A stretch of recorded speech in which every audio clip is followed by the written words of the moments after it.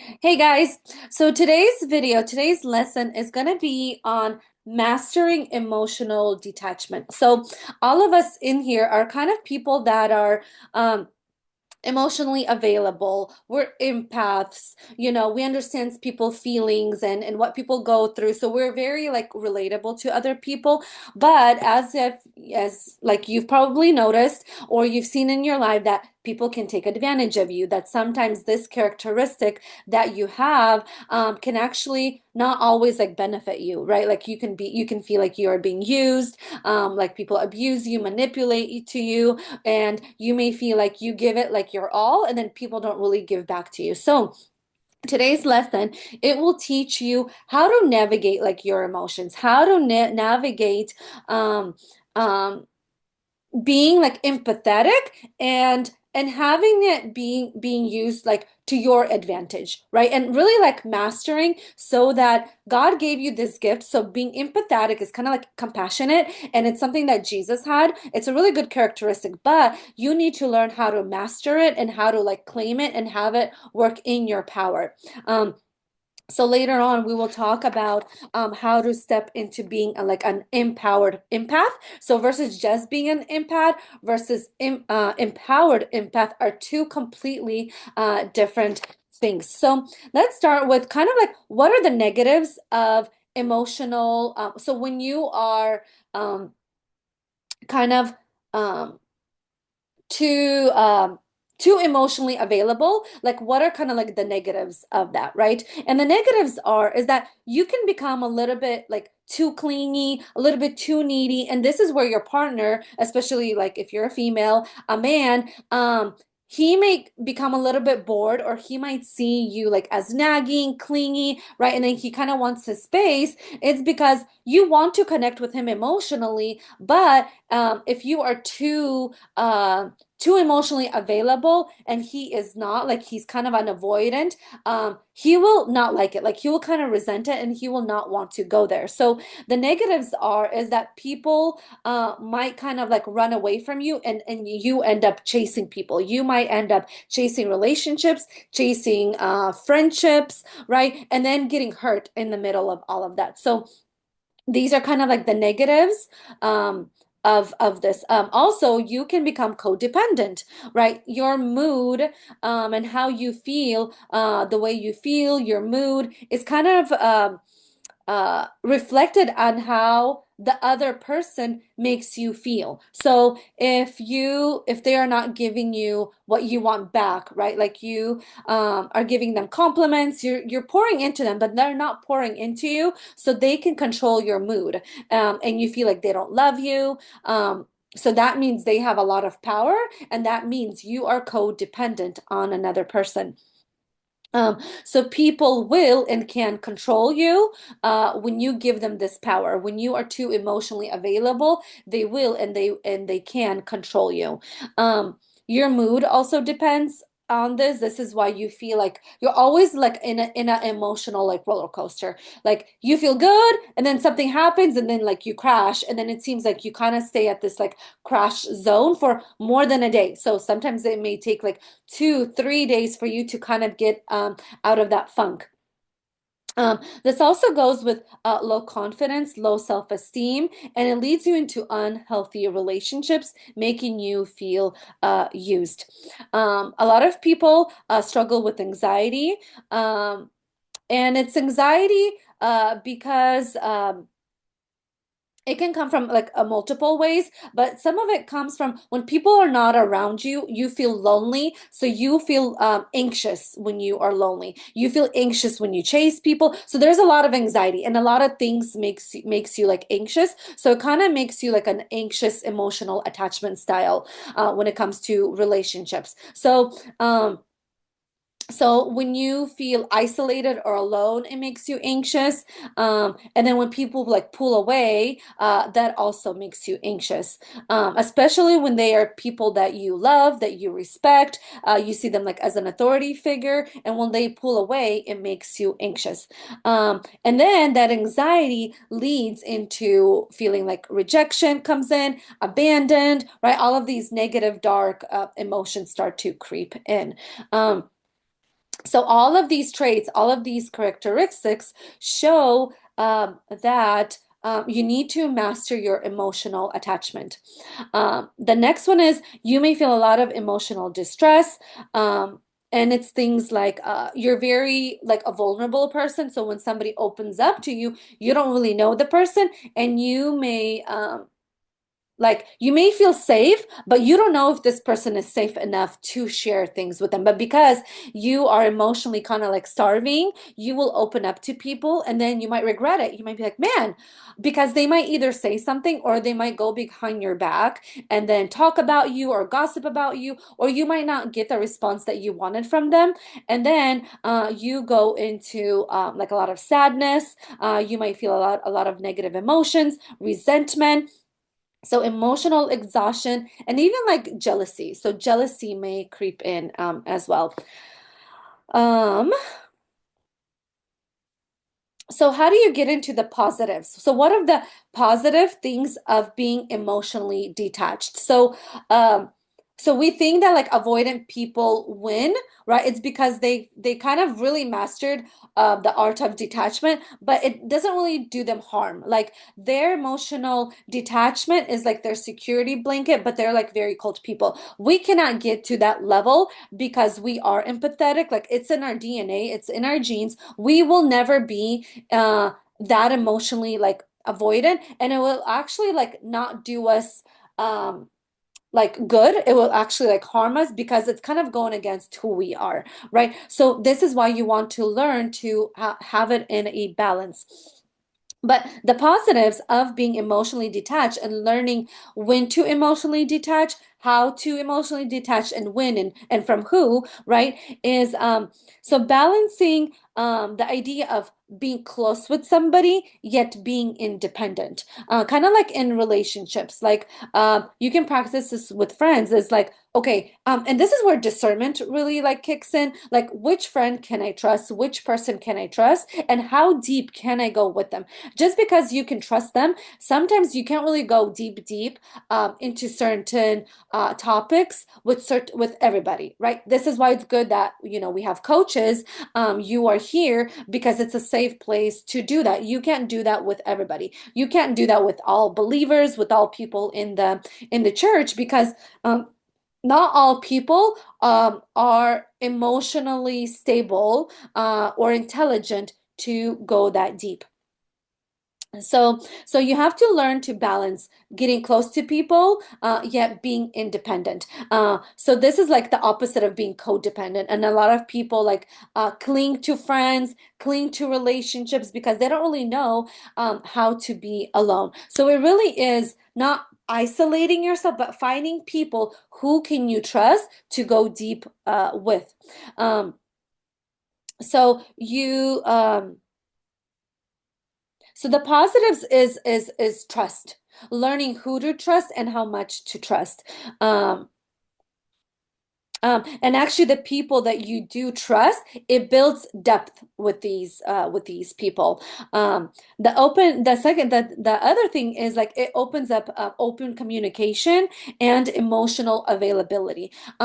We live in a world where we can't really be too emotionally available like to everybody because a lot of people are kind of like wolves in sheepskin, so you can't trust. So again, like discernment really kicks in, but you do need to find the people that you can openly communicate to so that you're not suppressing all of your emotions.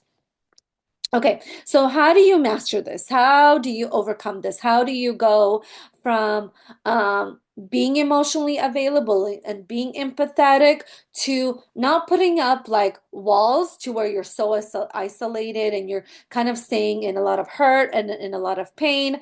Um, so how do you do this, right? And number one is cultivating a mindset that accepts the natural flow of life. So the flow of life shows you that people are here one day and they can be gone tomorrow. We often things that, and I think we had this like in church that, okay, like we got married, so it's like for life and it's kind of die, I'm gonna be with you till death do us part, which it's amazing, but as we've learned, sometimes life like throws like curveballs at you, and you have to learn to like navigate. You have to learn to save yourself, and nobody else can save you.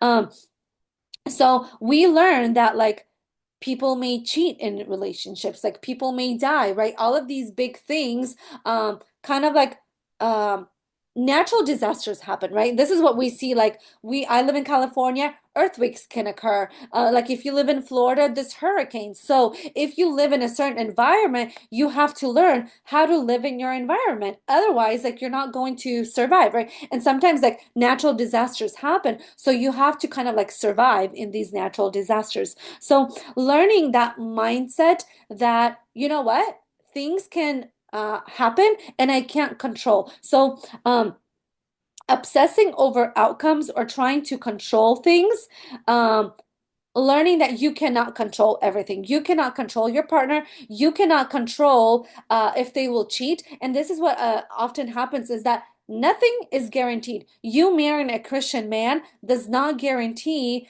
that he will not cheat. And unfortunately, this is what we thought would happen. We thought we would be guaranteed, okay, I married a Christian man.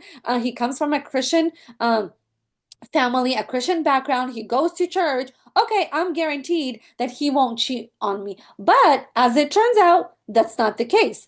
Nothing in this world is guaranteed. This is why we really have to like only like lean on God. Only He is guaranteed. We can only guarantee that God will be there for you. And then you learn that you will and can be there for yourself when something so drastic happens in your life. Um, so a lot of times why we get emotionally like hurt is because we think that the same thing that we are pretty pouring into the relationship that we are going to get that back, right? And then when we don't see the same thing come back to us, we get discouraged. But in a way, the other side of this is that we try to control the other person. We're thinking, okay, if I'm pouring this into you, you have to pour back into me, but then it turns out, oh, people don't pour into me. Oh, I'm not getting this back. So how do you navigate when you are not receiving back what you thought was going to come back to you? Is like learning that like, wow, I really cannot control it, like anybody, right? Another example, I don't know, just kind of came to my mind is that a lot of parents think that because they raised us and when they are old, we have to take care of them. This is why a lot of like senior parents, they have a hard time going to like a senior home. They're like, well, what do you mean senior home? Like you have to take care of me. Like I have to live in your house and you have to take care of me. But it's like, no, like I kind of don't. There's different options, and why is you going to a senior home like such a bad like option, right? So people kind of have this like victim mentality. And when you are in victim mentality, people put you in the box. So you can have that like victim mentality, and then like people project all of that into you. Um, so you have to learn to like trust the process. So part of like cultivating this mindset is also like learning to trust the process. Um, Trusting that everything will unfold the way it's meant to be. Like you can't really control the outcome, right? And sometimes like you guys come to me or my other clients like, Irina, what do I do? And sometimes it's like I can't really like tell you because I don't know what the outcome will be, especially this comes like when you're like getting ready to like leave your partner or you're going into like court, right? We can't really control because there's a lot of factors that we can't control. Like I can't control your partner. I don't know how crazy your partner is. I don't know how controlling they are. First of all, like they sometimes don't even know how crazy they can be. This is why like when I was like leaving my relationship, I couldn't really control how he's going to react because sometimes people switch in the middle of like chaos, and even that person doesn't even know their extremes. So that's why like sometimes I can't really give you like advice because I don't know how the judge will rule. I don't know how your ex-partner will react, right? Those are all uncontrollable factors. I cannot control that factor. The only thing I can help you control is you and how can you react in the situation that you are in. Um, so trusting the process, and this is where God really comes in, knowing that He will work things out the way they are supposed to work out. Number two is being content with what you have and the journey that you are on, right? So releasing control and kind of like learning to like flow. you're already like out here swimming, so you gotta learn to swim. That's what it kind of comes out like. You are thrown into this situation, so if you don't want to die, you have to learn to like swim. And part of like learning to swim is learning that, okay, so if you're swimming and you're kind of like holding on to your ex, you guys might both drown. So sometimes you have to let them go and then learn to swim so that you can survive. Number three is focusing on the present. Don't hold on or dwell in the past, or in regrets, because if you're going to drown, if you are living in regret, if you are living in the past, you are going to drown. And your drowning will look like a lot of anxiety, a lot of depression, a lot of fear, right? Those things will drown you. And also like worrying a lot about the future, right? And you know, if you are worrying about the future, you're in a way trying to control it, and you can't always control it. So again, letting go and really focusing on the present. And one way that you focus on the present is appreciating what you have today and really getting into that like grateful mindset. Okay, like what are the lessons that I can learn from this? Okay, what do I need to do in order to get out of this? Right? So that is how you begin to shift your mindset. Um, so the big topic is, shifting your mindset. The next one is developing emotional resilience or intelligence. So acknowledging or accepting your emotions. So you don't want to suppress or judge your emotions. Allow yourself to experience without getting carried away with them, right? So this consists of like two parts. Sometimes we suppress them, and we're kind of like ashamed even of all of the emotions that are coming out, but they are supposed to come out. And when they do come out, a lot of people stay in these emotions for like days or weeks, right? Because the emotions came out and you don't know how to navigate them. So learning how to navigate your emotions. So how do you do that? How do you navigate your emotions, and how do you not stay in certain emotions for days? And it really comes down to practicing self-care. Like this is what I noticed is that like people stay in emotions because you're not engaging in activities that nurture your mind, body, soul, and spirit. And I know like sometimes I feel like I sound like a what is that thing like harmonica? On repeat. Like I sometimes like I feel like a repeated like song that's like on repeat, and it's getting kind of annoying.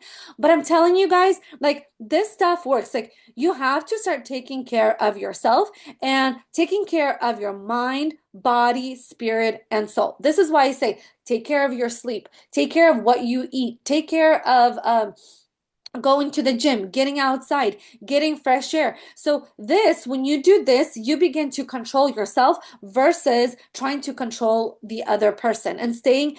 A lot of times, like why we say in emotions is because in reality, we're trying to control the other person. We're trying to predict how are they going to react? What is their next move?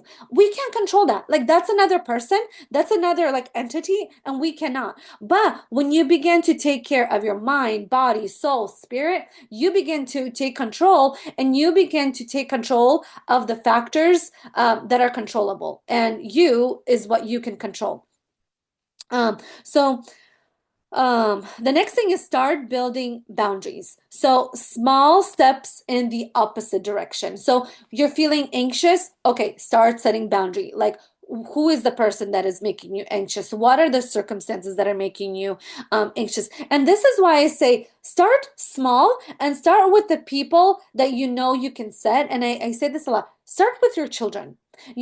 Because children are not really adult, so you can kind of like talk in this like kind of like baby language, right? And you can start small by setting boundaries like with your children. So if they are getting older, give them more tasks, have them be more independent. So sometimes when we are codependent, we teach our kids to be codependent as well. And then we take on like too much stuff that like we then get overwhelmed. So start as like each one of your children is getting older, start making them being more independent. Um, The next thing is huge thing is like trust your intuition. Listen to your inner voice. Pay attention to your gut. That little quiet voice, you have to pay attention to it. And it leads into the next one is let go and trust. So um, embrace uncertainty. So recognize that life is often unpredictable and that you don't have all the answers. Like, that's okay. You got to where you are, let go that, like in a way, like let go of the shame, let go of the guilt that's trying to tell you, like, well, why didn't you react differently? Why, like all of these voices that are criticizing you, right? So when you begin to let go, you begin to support yourself in a way that, you know what, like it's okay if I don't have all the answers. The next one is believe that all things will work out the way they are meant to work out. So this will really soothe your anxiety when you kind of have this like statement in your thought always that, like, you know what, God sees it all. It will work out the way it will work out. So this is where faith comes in, and you know that like faith does cannot like work alone. Faith needs works. So focusing on the action, not on the control, but on the action. What action do you need to take that is necessary, the necessary step to move towards your goal? So and then as you're getting like you're taking the steps, like don't get fixated on the outcome or the way it's supposed to. So do what you are supposed to do, but don't get fixated or try to control on what that outcome looks like. It's kind of like the example that I said, like marrying a Christian man, like you think you're guaranteed that he's not going to cheat, but that's not the outcome, right? They probably have cheated, they probably abused you. So what are you going to do about it? Are you going to, this is where all of your decisions, comes in. So it's like, do you stay in that or do you move, right? And as you're getting out of that atmosphere, trust that you are going to go in the right direction by trusting your intuition, by trusting your gut.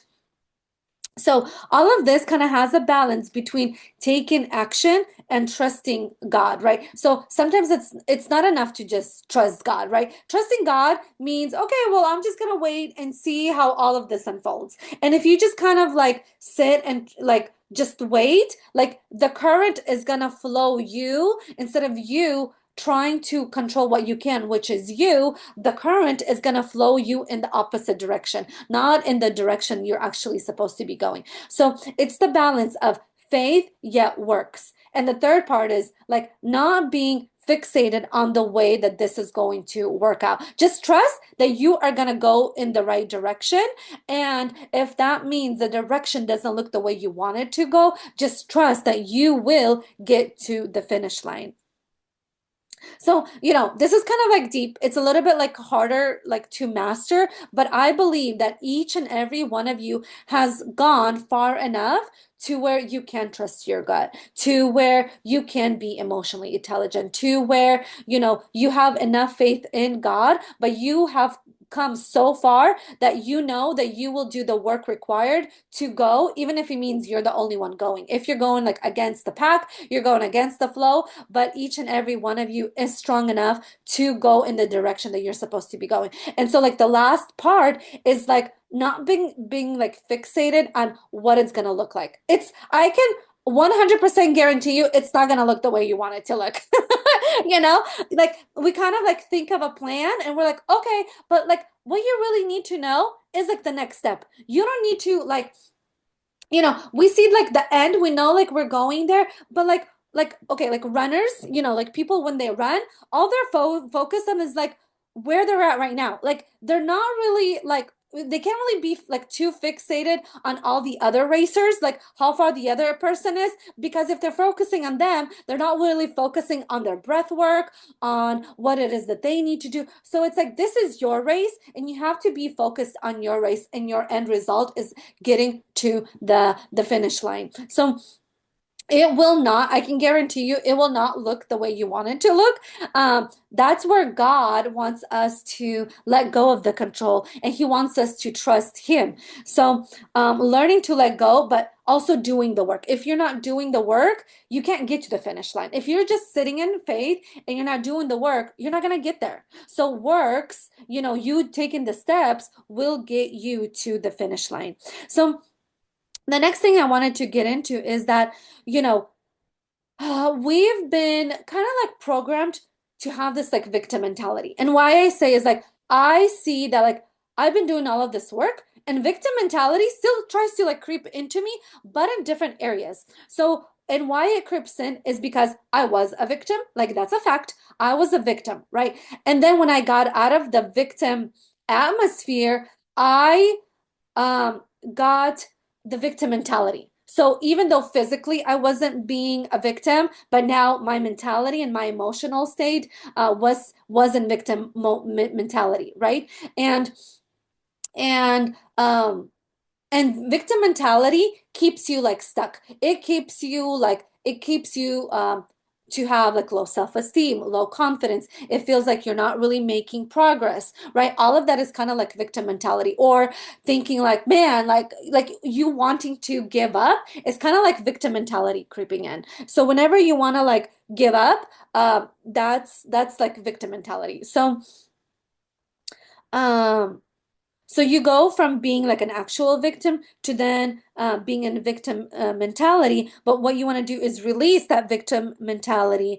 And then you want to try to control it when it tries to get back into you. So what I've noticed is the way it comes back into my life is when so like in relationships, it doesn't really creep in. But now it tries to creep in when it comes to money, or it tries to creep in like other areas of my life, right? So now I'm like, no, all victim mentality, like all of it, like I want to break all of it in all areas of my life, right?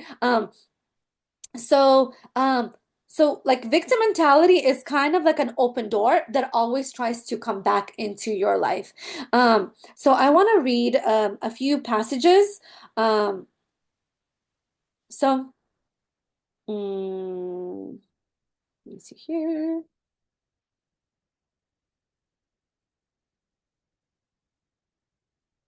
Mm,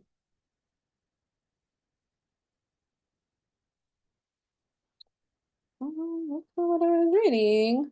Okay. Okay.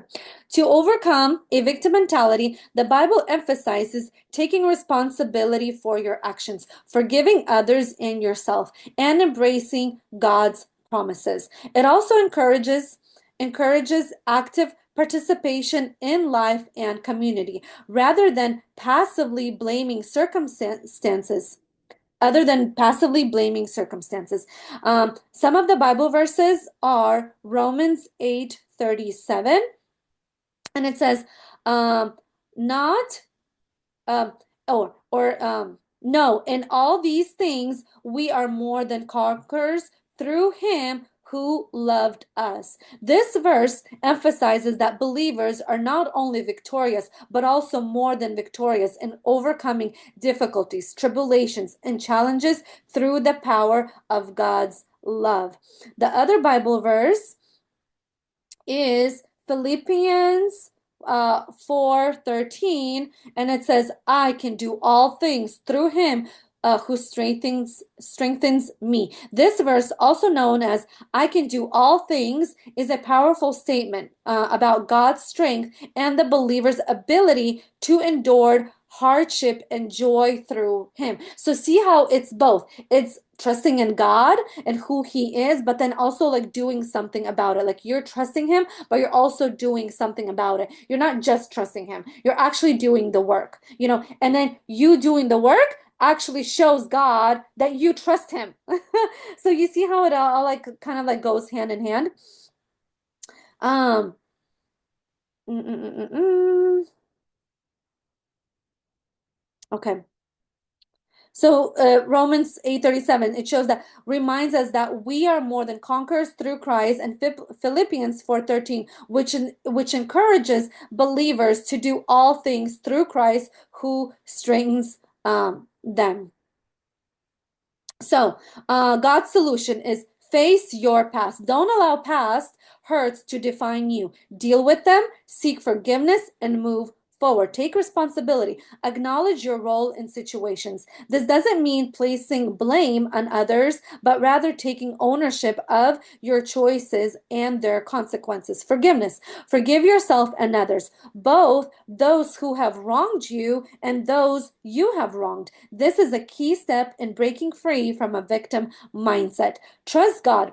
Believe in His promises and His plan for your life. Even when things are difficult, remember Romans 8:28 emphasizes that God works all things together for good for those who love Him. Okay, so that's how kind of like you're going to shift from victim mentality is trusting God and doing the required work. And so the next thing is how do you step into being an empowered empath? So, we kind of talked about the negatives of being an empath, right? So how do you use this gift that God gave you? And one word that I really like is being an empowered empath. And that's kind of who Jesus was. He was an empowered empath. So here's a definition of it. So it's someone who used to give her power away, but has learned how to manage her sensitivity and reclaim her power. So powerful, right? So what do you need to know? And what do you need to do? You need boundaries. You need time alone. You need to learn self-soothing. How do you self-soothe yourself? How do you take care of yourself? Um, you need a lot of, not a lot, but like time in nature or fresh air.